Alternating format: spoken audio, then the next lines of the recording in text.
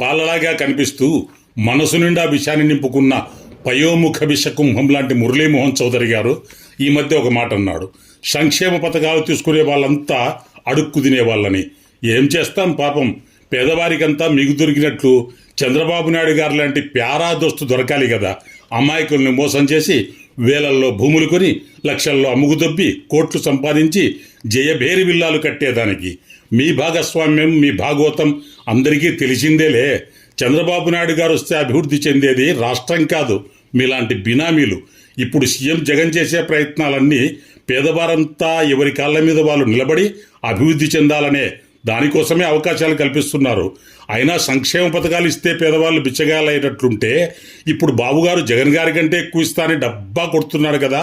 దీని భావం ఏమిటి? ఏం గడిచిన 5 ఏళ్ళు ఎక్కడా తినేదానికి భూములు దొరకలేదా?